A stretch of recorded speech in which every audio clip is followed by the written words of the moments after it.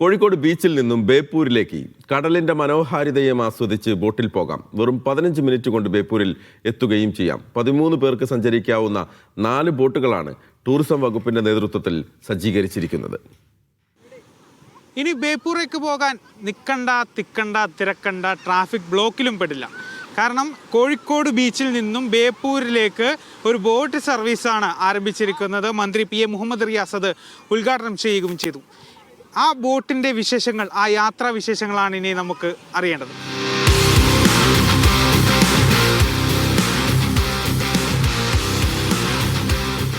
ബേപ്പൂർ തീരത്തിൻ്റെ മനോഹാരിതയും കടലിൻ്റെ ശാന്തമായ സൗന്ദര്യവും ആസ്വദിച്ച് ബോട്ടിൽ ഒരു യാത്ര. കോഴിക്കോട് ബീച്ചിൽ നിന്നും ബേപ്പൂരിലേക്കാണ് ഈ കിടിലൻ യാത്ര. കേരള ടൂറിസം വകുപ്പിൻ്റെ നേതൃത്വത്തിലാണ് കടൽ ടൂറിസം മേഖലയ്ക്ക് ഉണർവേകുന്ന ഈ സംരംഭം ആരംഭിച്ചിരിക്കുന്നത്.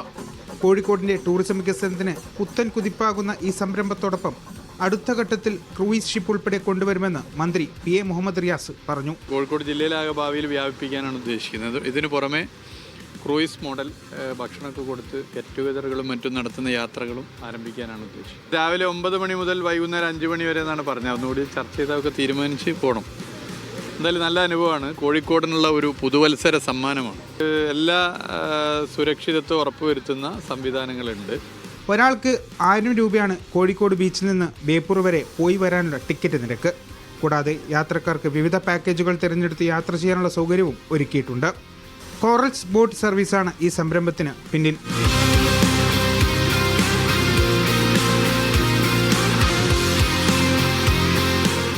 കോഴിക്കോടിൻ്റെ വിനോദസഞ്ചാര മേഖലയിൽ മറ്റൊരു പൊൻതൂവൽ കൂടിയാണ് ഈ ഒരു ബോട്ട് യാത്ര എന്ന് പറയുന്നത്. അതായത് ഇപ്പോൾ താൽക്കാലികമായാണ് തുടങ്ങിയിട്ടുണ്ടെങ്കിൽ ഇത് തുടർന്നും കൊണ്ടുപോകുമെന്ന് തന്നെയാണ് ടൂറിസം മന്ത്രി മുഹമ്മദ് റിയാസ് മാധ്യമങ്ങളോട് വ്യക്തമാക്കിയിരിക്കുന്നത്. ഏതായാലും ക്രൂയിസ് ഉൾപ്പെടെയുള്ള ആധുനിക ബോട്ട് സൗകര്യങ്ങളും സജ്ജീകരണങ്ങളും ഒക്കെ തന്നെയും ഇവിടെ കൊണ്ടുവരും.